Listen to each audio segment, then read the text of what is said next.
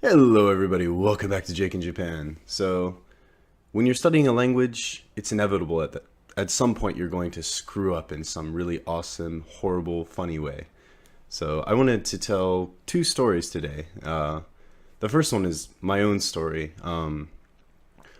This is back in the day when I was first learning Japanese. I had studied for maybe a couple months, I guess, and I was hanging out with some foreign exchange students who were Japanese at my university in the States, and we're out to dinner. We finish our dinner, and recently I had just learned "Are you full?" in in class or whatever, and I was like, "Oh, I can use my thing I learned. Oh my gosh, now's the time." But the problem is I forgot how to say the way you say "Are you full?" is "Onaka ippai" or "Onaka ga ippai desu ka?" I guess is probably the way I tried to say it back in the day, and that just means like, "Is your stomach full?" And unfortunately, I forgot the word for stomach. I just remembered full. So I thought, like, I got this. I don't know how to say stomach. I'm just gonna point. So I pointed at my friend who happened to be a girl, pointed at her stomach and said, "Oppai desu ka?"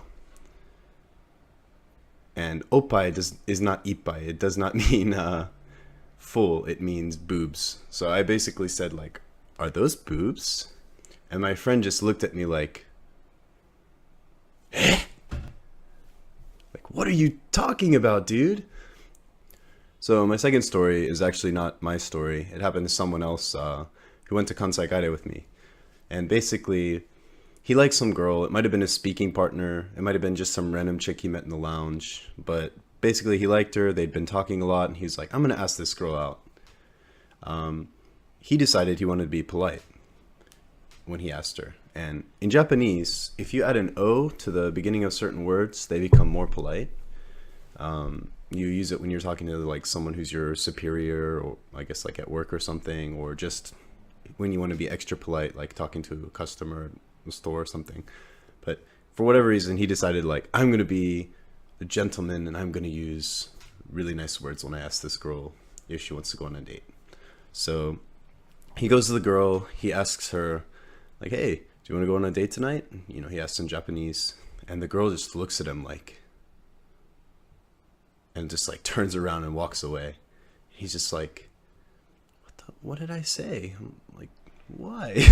And he, tried to message her. He's asking her what's wrong, and she's just ignoring him, like not responding, probably blocked him or something.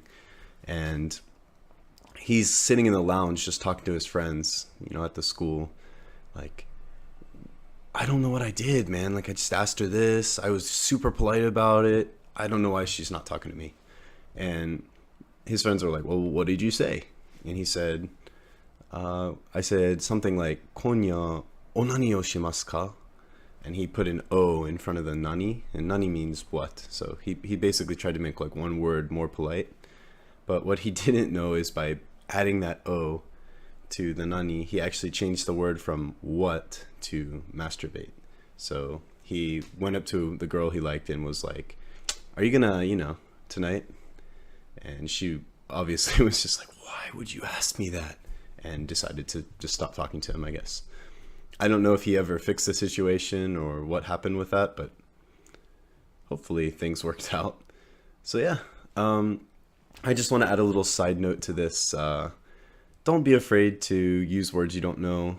Not really words you don't know, but don't be afraid to speak Japanese or German or French or English or whatever language you're learning. Use it as much as you can. It's normal to make mistakes. The stories are really funny later on. Just, don't worry about it. Relax, enjoy yourself. You're doing a good job. If you like my videos, please like, comment, subscribe. I will see you guys on Friday. Later.